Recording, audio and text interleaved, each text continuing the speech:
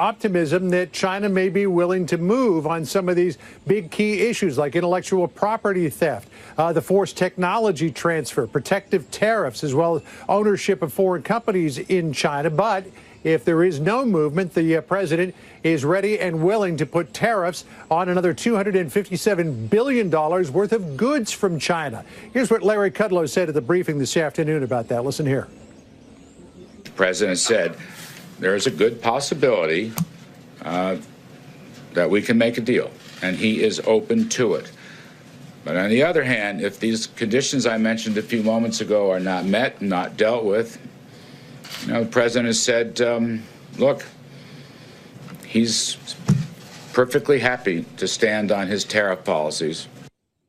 Kudlow also said that if it comes down to a tit-for-tat war over tariffs, the U.S. is in a much better position to win that war than China because our economy is strong, whereas the Chinese economy is beginning to run into some trouble. He pointed out that the Shanghai index is down 20%, while our markets are flat. Listen here.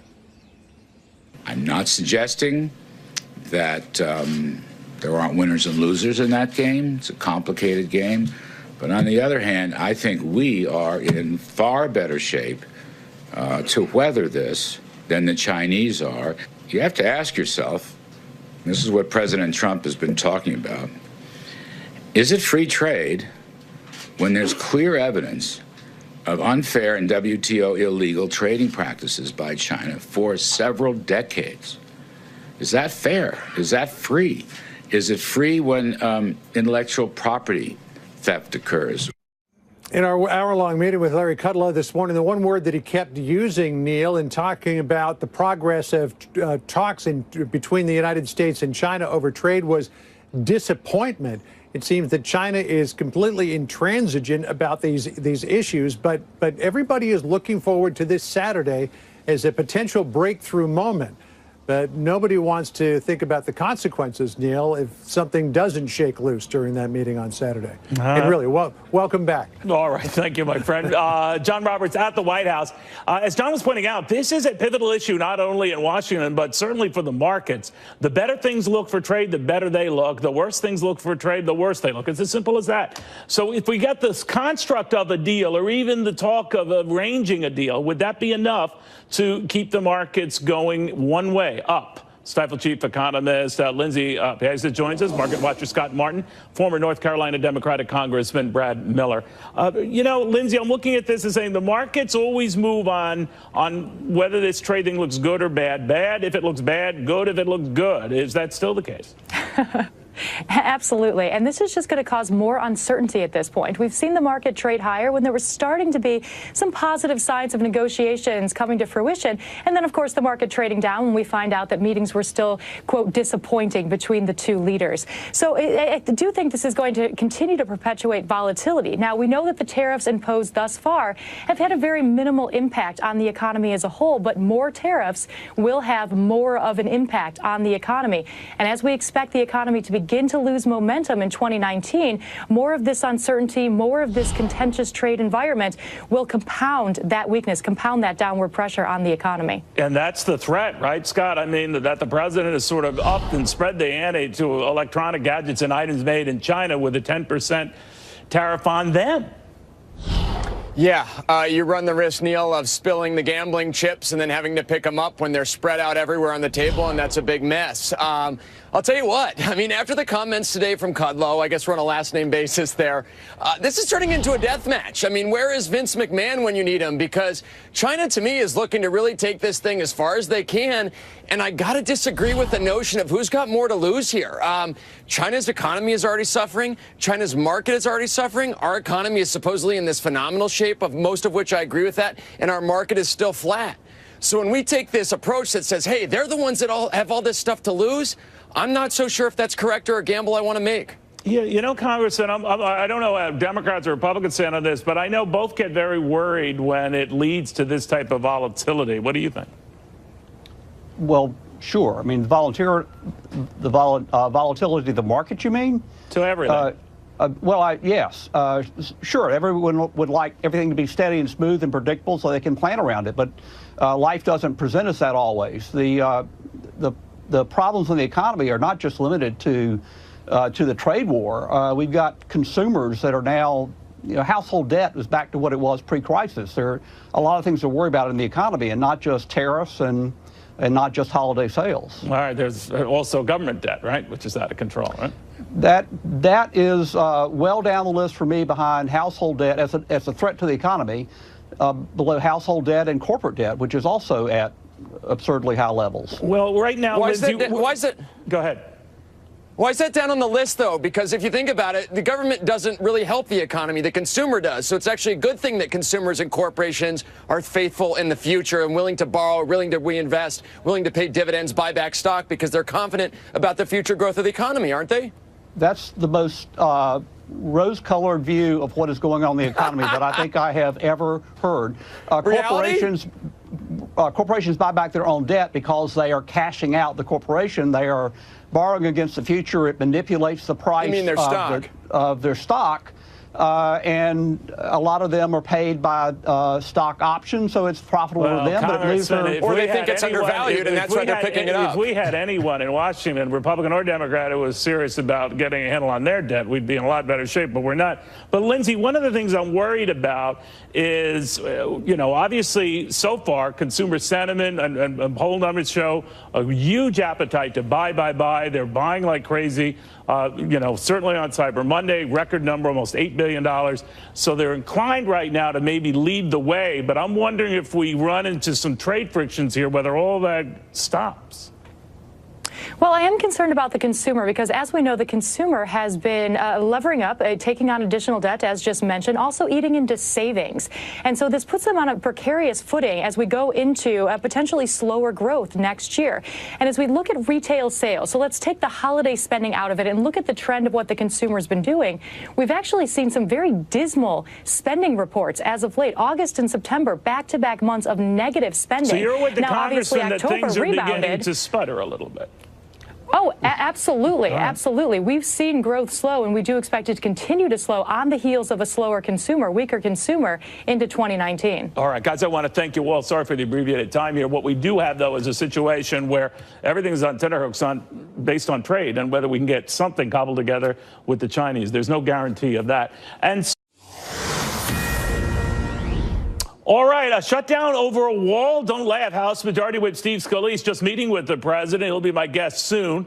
What are the threats and what's real there? First to Mike Emanuel on Capitol Hill on Senate Majority Leader Mitch McConnell for the time being and what he is saying.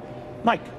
Neil, good afternoon to you. Well, bottom line, part of the government runs out of money a week from Friday, and a serious aspect of that is Homeland Security. And President Trump and his allies are saying he wants serious funding for the border wall. One idea that's being floated is $5 billion for border security over 2 years, but Senate Democratic Leader Chuck Schumer didn't like that option.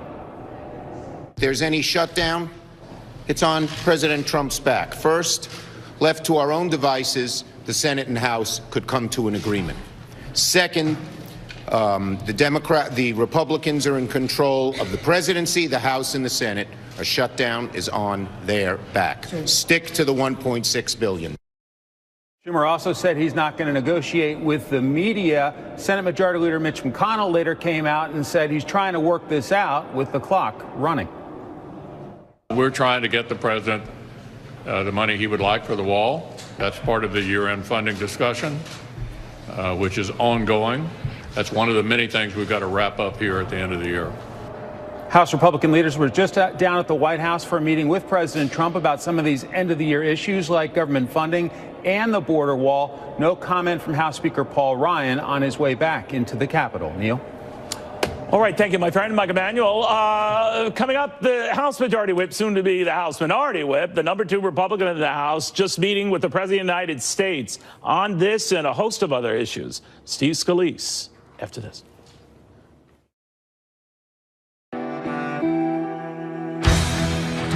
Well, Neil, the meeting went very well. Clearly there's some unfinished business that we're trying to wrap up in these next few weeks. But the president made it very clear that he wants to get border security funded. Obviously, that includes building the wall and all the other things that are involved in keeping our country safe.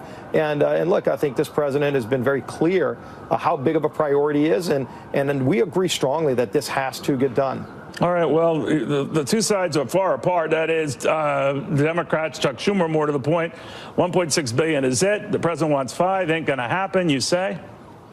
Well, we've already funded $1.5 billion, but President Trump's very clear that $5 billion is the number that needs to be included for this to work. And so these negotiations are ongoing.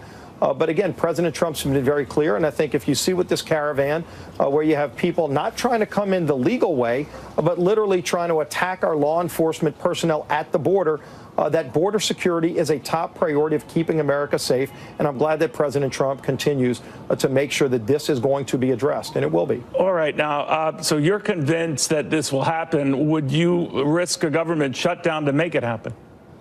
Well, I guess that's a question Chuck Schumer is going to have to ask. You know, he was in that boat a few years ago, and it didn't work well for Chuck Schumer during the Schumer shutdown. But ultimately, there's an opportunity for an agreement to be reached here. And it's all about border security, and $5 billion is the number. And so, where would you get the $5 billion then to offset the deficit getting in even deeper?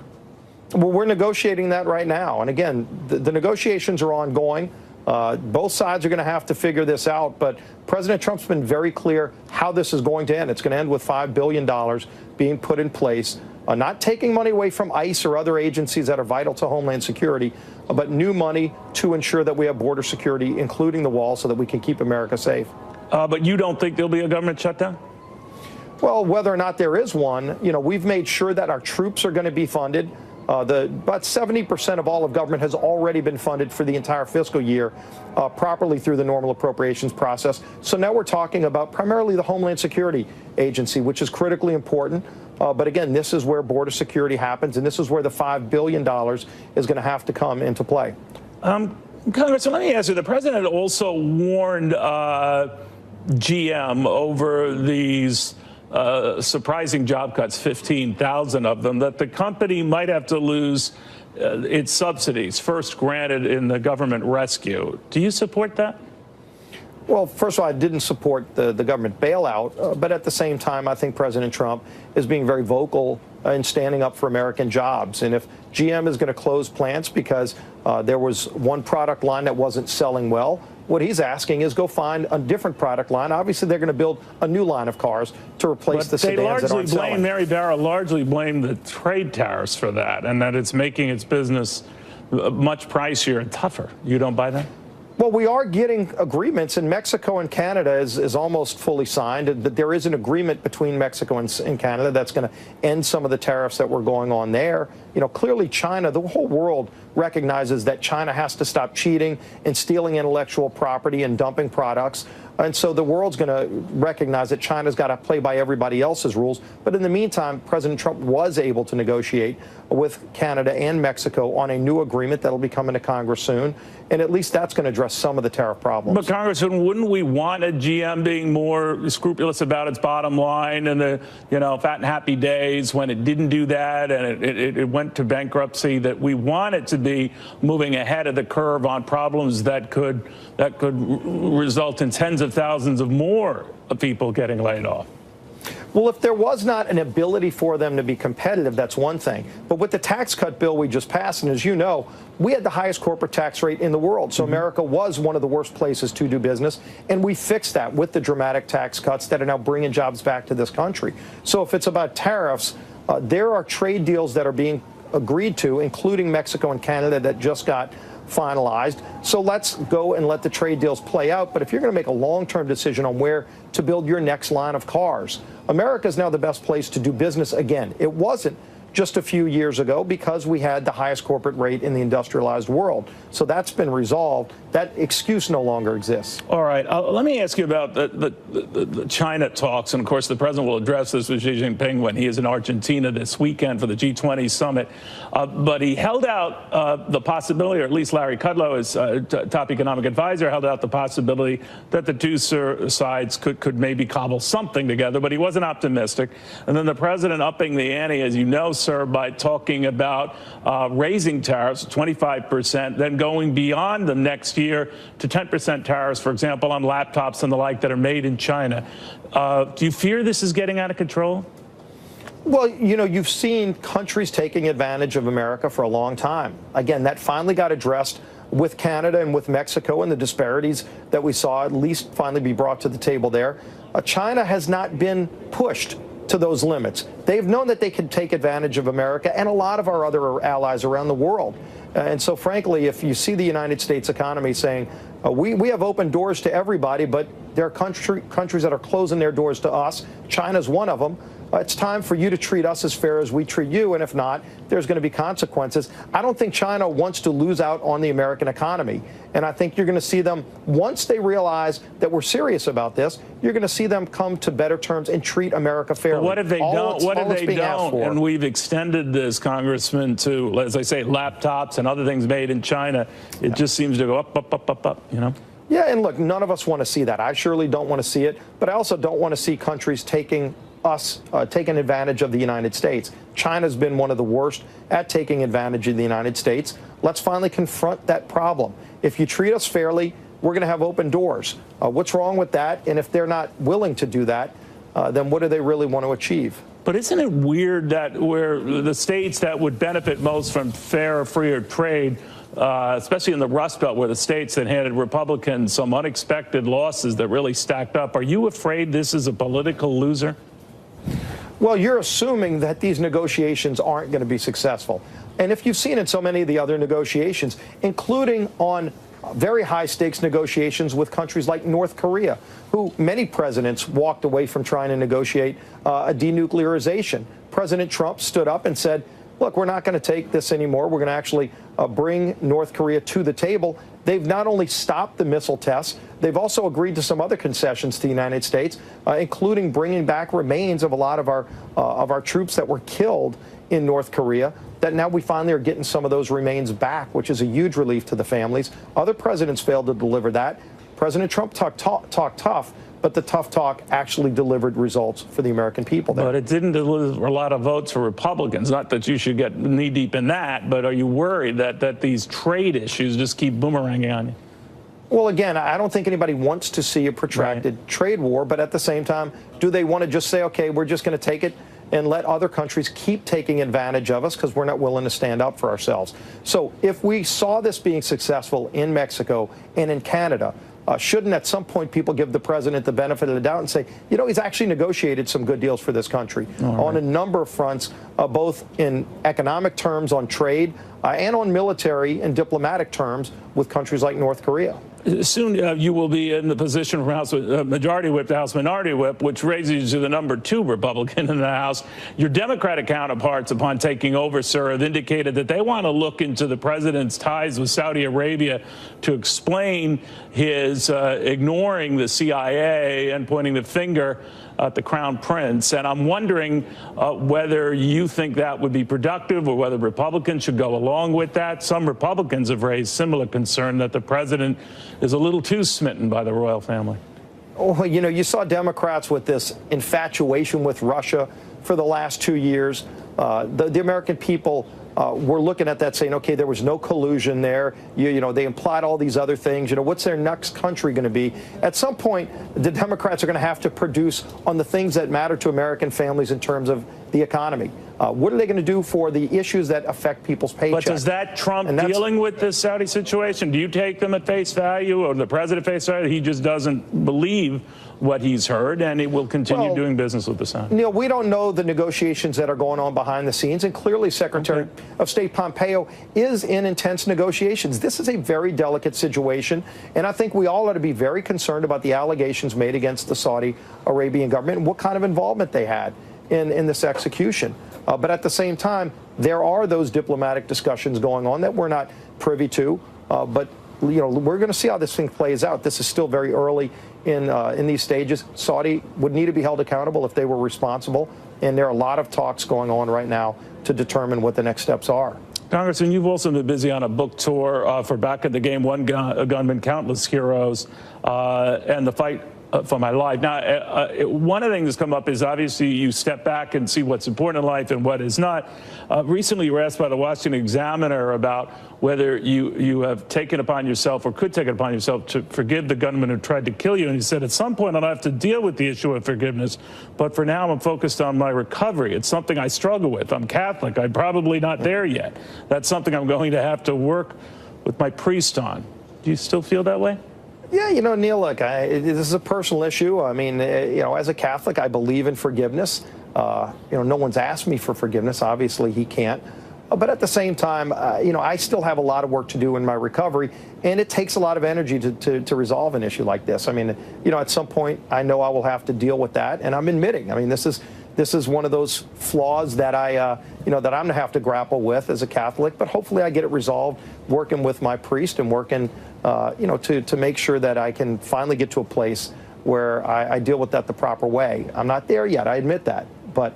You know, at some point I will confront it. I'm not saying I'm never going to forgive, but, you know, I have other things that are much bigger right in front of me right now, like getting better. And I need to put all of my energy into that. There will be a time to deal with forgiveness, and I hope I can be the bigger man. And that's where my faith, you know, and the people that I'm going to rely on will come in. Congressman Scalise, thank you very much. Good seeing you. Thanks a lot, Neil. All right, Congressman Scalise will be in the minority role, the number 2 Republican in the House. The Senate, of course, will be safely Republican, and Republicans hope to grab another seat to make it a 53-47 Senate. But that depends on what happens in Mississippi when all the ballots are counted. We'll take a look after this. 1982, Democrat Mike Espy is fighting to unseat the Republican incumbent Cindy Hyde-Smith in what has been normally considered a deeply red state. It might remain that way, but no way of telling. Peter Ducey is in Jackson, Mississippi with the latest. Peter. Neil, the Democrat Mike Espy says he knows he's the underdog, but he's been spending the 3 weeks of this runoff campaign trying to put together a coalition of Democrats combined with voters who might still have questions about the controversy surrounding Republican Senator Cindy Hyde-Smith and recently unearthed jokes that she made about public hanging and disenfranchising voters. If only African Americans come out to vote for me, and even if they come out in record numbers, I won't win. I know that. And I've known that all the time, and I've known that throughout my career. So we have to have a good number of crossovers. Mike Espy has had help here from Cory Booker and Kamala Harris, but Cindy Hyde-Smith just had President Trump come twice in one day to talk about keeping the majority comfortable. Together we've made unbelievable progress, and we are just getting started. But we need every last Republican vote in the U.S. Senate. We need 53. We want to get to that 53 number. Senator Lindsey Graham actually just told our crew up at the Capitol that Cindy Hyde-Smith, if she wins the next 2 years of this Thad Cochran term, would help Republicans put through criminal justice reform, something he does not think that she would be eager to do if she was a racist as portrayed by some in this race. Neil.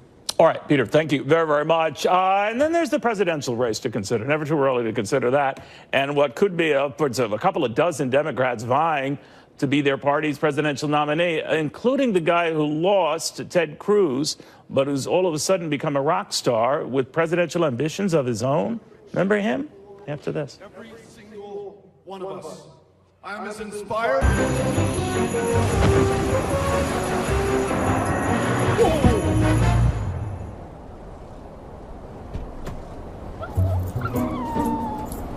The Mercedes-Benz winter event is back. All right, Texas Democrat Beto O'Rourke is now seriously considering a 2020 presidential run, while Michael Bloomberg, we're told, is going to be visiting Iowa. That's a crowded field already, where upwards of 24 Democrats, 24, could be seriously entertaining a White House run. Carl Rove is here with the implications of all of that. Carl, in a crowded field, who benefits? Whoever breaks out of the pack and grabs the public attention. But it's going to be hard to do with 24 competitors with big geographical bases. Think about it. We've got Democrats coming from California and Texas, New York, you know, big states with big blocks of delegates. So we're going to have a spirited, confused, long, and always exciting contest for the Democratic nomination. It was a crowded field that Donald Trump weighed into. What proved the trick for him that maybe a Democrat, oddly enough, could learn from? Well, Trump represented what Republicans wanted to see done by their candidate, which is to reach down, pick up a giant brick, and throw it through a plate glass window. They were so angry at President Obama that they wanted somebody who would crystallize that antagonism towards the political establishment in Washington and the political elites that they thought looked down upon him, and he did it. And in order to do that, he had to take out people one by one through a long series of debates and contests, and did so within about 5 months from the beginning of the primary season until May was just about 5 months. So each contest is different. This one's not going to be the same as the last one, and there's no model that Trump provided that is going to be available automatically to somebody. But you got to stand out somehow, some way, some form. What about the positioning of the primaries themselves, Carl? At California front load, you could make the argument that helps, let's say, a Kamala Harris, right?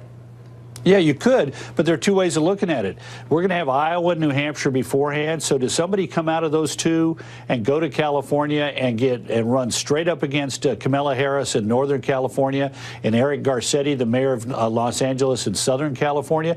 Or do they come out of the early primary states, the traditional states of Iowa, New Hampshire, and so forth, and go roaring into California with a head of steam and grab a bunch of delegates that might otherwise go to a favorite son? And then we've got the likelihood of, by moving that big block of delegates early, what we may be doing is we may be guaranteeing that we have our first Democratic convention since, well, I don't know, 1960, 1956, 1952, that is really undecided by the time you go into the convention. The Democrats have rules that are more proportional than Republicans, and while the power of the superdelegates was removed on the first ballot, they get to, if there's nobody chosen on the first ballot, they get to start voting on the second ballot. That could make for a really exciting influence that could swing the convention one way or the other, starting on the second ballot. Maybe it's the post-Barack Obama phenomenon for Democrats, but if you're young, I get a sense that they don't want to waste a moment, and maybe that can be a call for Beto O'Rourke to run. Just a congressman, but made a valiant effort in Texas and had a lot of outside money and interest in his candidacy. What do you think?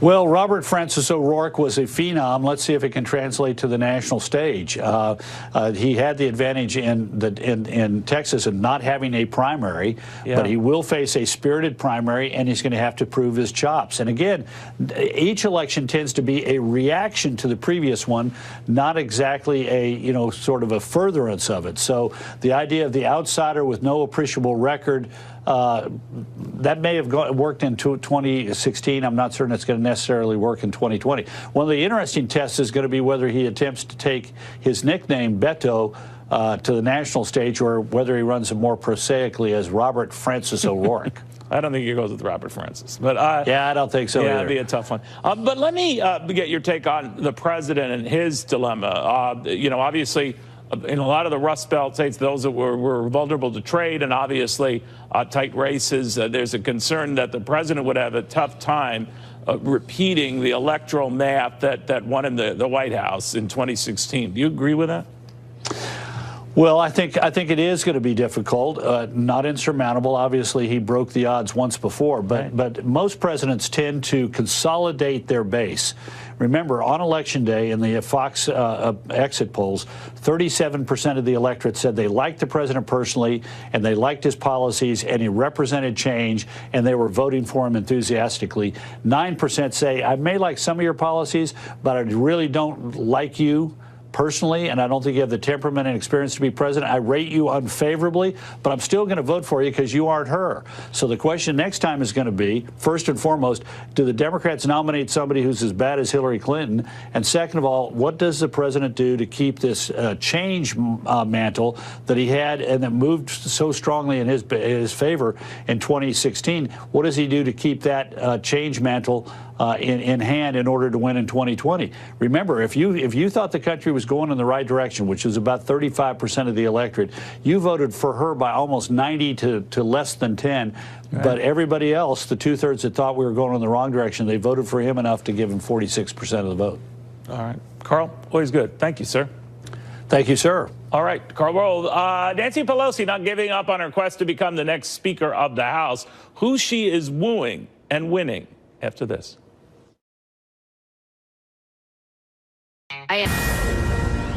Or you Hot show for you today. All eyes on Mississippi. Voters are headed to the polls in today's Senate runoff election. Both national parties pumping a lot of cash into the race that will affect the new Congress.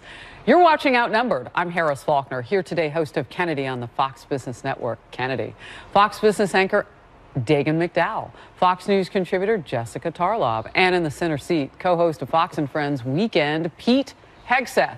Outnumbered, we say, but not really, because let me tell you why. Both true. Kennedy and Pete are part of our new streaming service, Fox Nation, along with many other Fox personalities. Congratulations on the launch today, guys. Thank you. Very It's a cool exciting. deal. It's Fox Nation Inauguration Day today. I love that. There is like a little buzz in the building. And if you haven't, have you downloaded the app, all of you? I have the app, but I have a button with your face on it.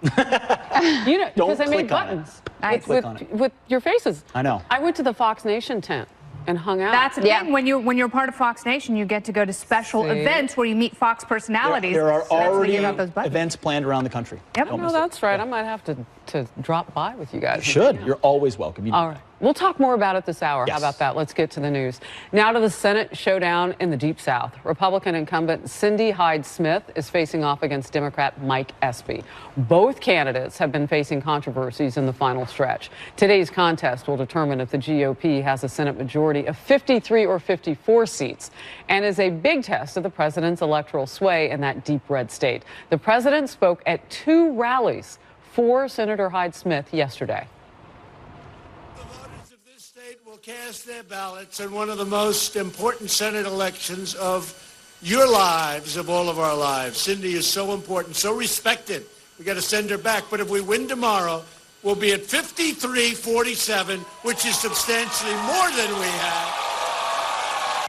Do not adjust your television. The audio was a little weak for everybody, but we wanted to show you. Democrats see an opening for an upset, hoping that Espy is generating higher enthusiasm among voters, particularly African Americans. Meanwhile, Hyde-Smith also looking to connect with voters during last night's rally. Watch it.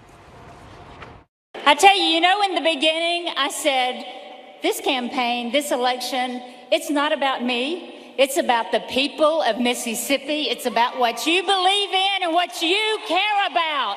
But all I know is that I've seen palpable enthusiasm all over Mississippi. And you could see it last Saturday in the absentee in-person voting. Here in Jackson, Mississippi, there were record absentee ballots returned. Jonathan Seary is where it's all happening. Mississippi with the latest. Jonathan? Hi, Harris. Well, Mike Espy cast his ballot here at this church just outside the city limits of Jackson. He, of course, being the Democrat in this race, he enjoys strong support among African-American voters in this state. The state, by the way, is 38% black. It's the highest rate of any state. But a Democratic strategist tells Fox News Espy is going to need to get more than 20% of the white vote if he's going to win this runoff. If only African Americans come out to vote for me, and even if they come out in record numbers, I won't win. I know that, and I've known that all the time, and I've known that throughout my career. So we have to have a good number of crossovers, and we see that. Republican Senator Cindy Hyde-Smith has tried to tie her opponent to national Democrats. As a Republican running in a solidly red state, she should have the advantage. But Hyde-Smith made several gaffes during the campaign, including a joke about attending a public hanging. Yesterday, President Trump tried to shore up her support with rallies in Tupelo and Biloxi, where the two made the case for expanding Republican control of the Senate. Lower taxes. Less regulations, supporting our military, supporting our veterans, supporting our law enforcement, protecting the life of the unborn. That's it. It is about standing firm on the Second Amendment rights all day long. Police are investigating nooses that appeared on the grounds of the Mississippi State Capitol, along with signs referring to lynchings that occurred in Mississippi's past. Those items have been removed, but they've added to the tension and debate surrounding this high-profile runoff election in Mississippi. The polls in this state remain open until 7 p.m. Central Time. Harris? Jonathan Siri on the ground for us in Mississippi. Great to see you. Thank you very much. We bring it out to the couch.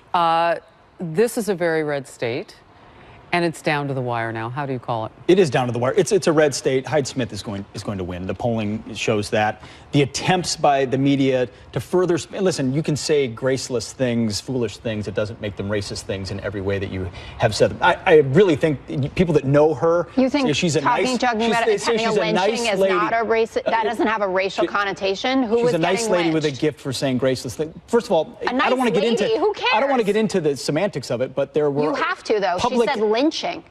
She did not say lynching. She said public hangings. Which were referred to lawful executions at certain times in the 19th and 20th century. No, really, I'm not saying you're playing on the field you want to play in, which is saying this lady's racist. No, what she's saying is her public career shows that she isn't.